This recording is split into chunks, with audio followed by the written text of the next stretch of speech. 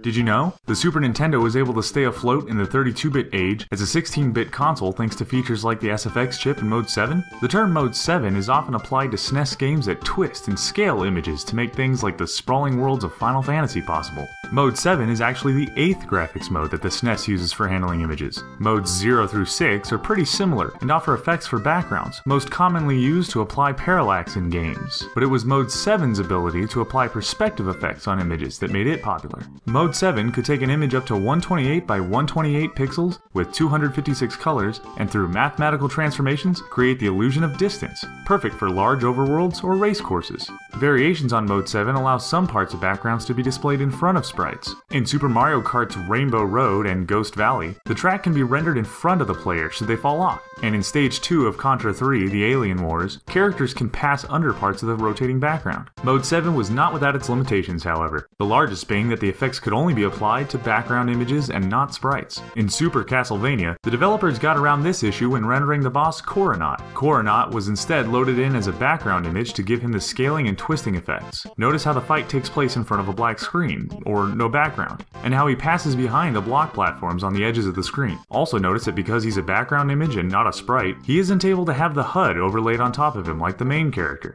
Since objects like pipes or other racers in Super Mario Kart or F-Zero are sprites and can't be scaled, a single object had multiple sprite sizes to be swapped out as the player approached them. Notice how the racer's size pops in, smaller or larger, depending on their distance, rather than smoothly scaling. It wasn't until the Super FX chip that sprites could be scaled. Back in 1993, a studio named Argonaut Games collaborated with Nintendo to create what would be Star Fox, codenamed then Nesglider. During development, CEO of Argonaut Games, Jez San, expressed to Nintendo that the game was as good as it could get, unless they were allowed to design custom hardware to allow the SNES to handle 3D. Nintendo gave the green light, and Argonaut developed the SFX chip, codenamed the Mathematical Argonaut Rotation and I/O chip, or Mario chip. Because the chip would be a modification to the cartridges, it was joked among the developers that the SNES was just a box that held a real horsepower inside the cartridge. The SFX chip was pretty revolutionary, and while cartridges that included it were more expensive, it made the likes of Star Fox and Yoshi's Island possible. Compared to the millions of polygons that modern-day games can render, the SFX chip allotted a number in the order of hundreds, and without textures. In Star Fox, developers got around this limitation by making objects like lasers, asteroids, and explosion effects scaled images rather than polygons. Sprite deformation was a hugely used feature of the chip in Yoshi's Island. Enemies could rotate programmatically, squash, stretch, and morph smoothly, and it looked awesome! Another enhancement was the SA1 or Super Accelerator 1 chip.